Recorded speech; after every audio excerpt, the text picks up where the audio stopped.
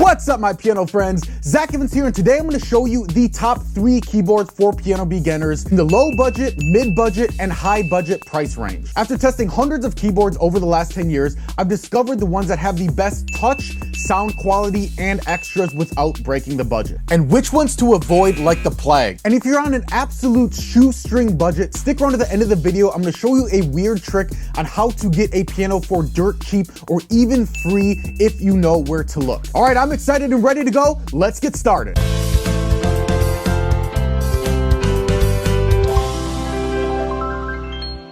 All right, first things first, before we go onto the actual keyboard models, there are 2 things you absolutely must have when buying a keyboard. These are my non-negotiables. So first off, make sure you have a keyboard that has at least 61 keys. Now, a full-size piano like this actually has 88 keys, but in reality, we don't really use the very top and the very bottom of the keyboard hardly at all. So you're fine with 61 or higher. Any less than that though, and you're gonna really run into some issues when you're playing. And number 2, this is super important. You absolutely got to get a keyboard that has weighted keys. Now, sometimes these are called hammer action keys, and all this means is when you play a key, there is some resistance or weight to the key when you push it down, and it makes it feel like a real piano. Now, this weight in the keys is super important when developing finger strength and dexterity, which will give you the rock solid technique for the long haul. Now, finger strength takes a while to build, so you really want to start building your finger strength as soon as humanly possible. I had a student one time come in who had been practicing for 3 years on an unweighted keyboard, a quote-unquote waterfall style keyboard, and even though from a mental standpoint, he knew his way around the whole keyboard, he had developed 0 finger strength and dexterity in his 3 years of practice, and he had to spend a ton of practice time developing technique, which he would have already learned automatically if he would have started out with a better keyboard. So it's super important to get weighted keys right off the bat. All right, so let's get onto the actual keyboard models. We're gonna start first right in the middle with the best mid-budget keyboard out there. All right, so the first keyboard on the list is the Yamaha P125. This is probably the #1 piano that I recommend for piano beginners if it's in your budget. Now note this is the exact same thing as the Yamaha P115, so you can get that too. It's the P115 is simply the older version of this model. Now, at the time I'm recording this keyboard costs anywhere between $500 and $700, depending on if you get it new or used. Now, for the touch, this thing really feels great under your fingers. It's smooth, but you can also put power into your playing, and it still feels stable. So I'd give it an 8 out of 10 on touch. As for sound, I absolutely love the piano sound on this thing, and Yamaha is always known for having really good piano sounds. And if you watch my other channel where I play covers, you'll see that I use this thing all the time when I actually play and make videos. So here's a quick demo of what it's gonna sound like.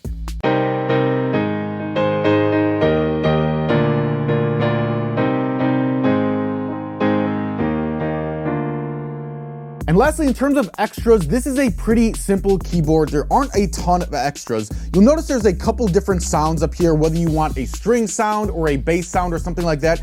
And these sounds are pretty good. They're pretty decent, but all this stuff over here, the rest of the stuff, the rhythm section and stuff really isn't very good, but it doesn't really matter that much anyway, because as a beginner, you really won't be using all these extras that much anyway. So for extras, I'd give it a 5 out of 10. By the way, just a heads up, they no longer manufacture the white version of this keyboard. I have no idea why. I think this thing looks absolutely sick. So if you want it in all white, you'll have to get a used version. All right, on to the next keyboard on the list, the high budget keyboard. All right, so if money isn't an issue for you and you just want to get the keyboard to end all keyboards, you're gonna wanna get the Roland RD2000 or the Roland RD800. So technically, the RD2000 is just the upgraded version of the RD800, but this keyboard that I own, this is an RD800, and when I tested out the RD2000, honestly, it's really the exact same thing. Basically, Roland just made it look a little bit different so they could sell the quote-unquote new version and make more money off of it. But this thing is an absolute beast. It has literally everything you would ever need in a keyboard. For touch, it's an easy 10 out of 10. This is the closest thing you'll get to a real piano. They even have the low notes slightly heavier and the high notes slightly lighter, just like on a real piano, and it feels absolutely amazing. As for sound, again, an easy 10 out of 10. Not only does it have a super great sound, but you can actually go in and customize the sound with these dials and make it exactly how you want. And you can literally go in and say, okay, I want 77% reverb, 56% brightness, 27% depth, and literally create the exact sound that you want. Here's a demo of what it's gonna sound like.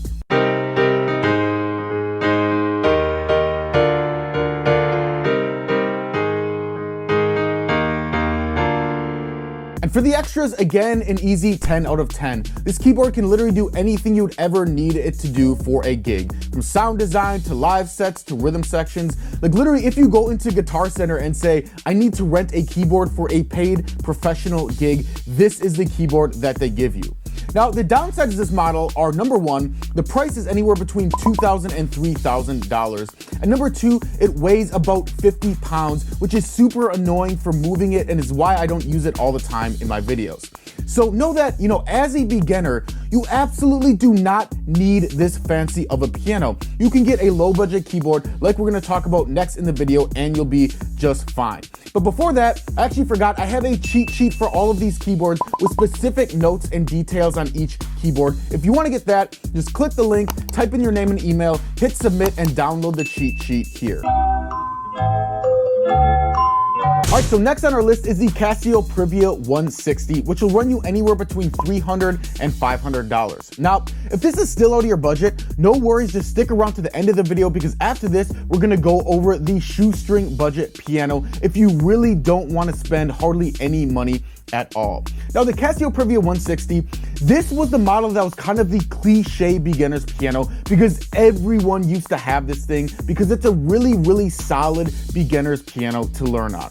Now, unfortunately, I don't own one of these, but I've played them many, many times before. For touch, I'd give it a 7 out of 10. The keyboard does have the hammer action keys, so it will build finger strength, but it just feels a little bit cheaper and a little bit less solid than the Yamaha that we talked about earlier. But for beginner, it'll be absolutely fine. As for sound, again, I would give it a 7 out of 10. It's a solid piano sound, but it does have a bit of a muddy sound towards the low end and a bit of a tinny sound towards the high end. Here's what it's gonna sound like, you'll hear what I mean.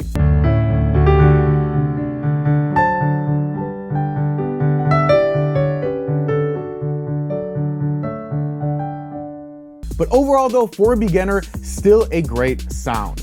Now, for extras, they try to sell you on all these extras like demo songs and recording and stuff like that.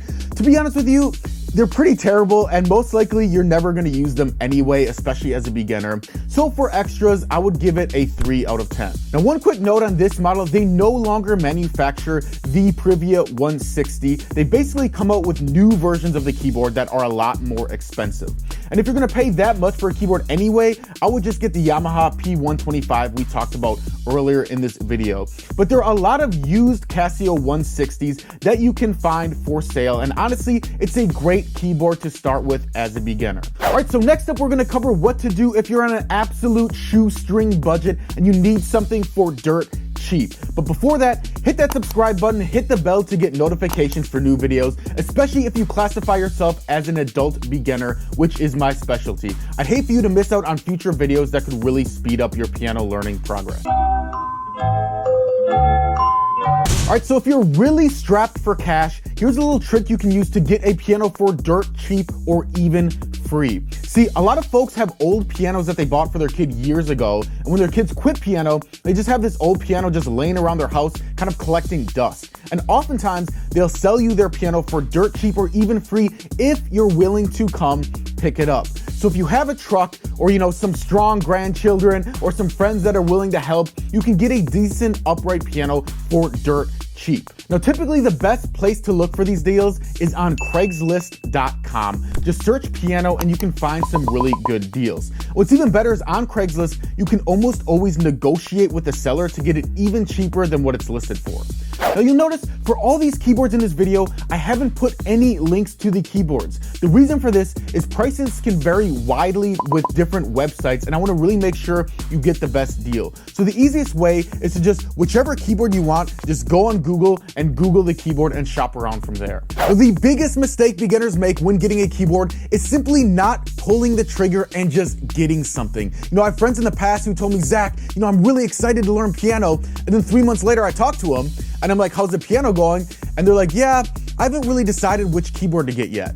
And I'm like, yo, just get one. Like, it really doesn't matter that much. As long as you have a keyboard with at least 61 weighted keys, you're going to be just fine, and you're better off just using the time to start to learn piano instead of procrastinating. And let me know in the comments which is most important for you when buying a piano, the touch, the sound, or the extras. So leave a comment and let me know which one gets you excited about buying a new keyboard. Here's the link to the cheat sheet again. Thanks a lot for watching, and as always, peace out and happy practicing.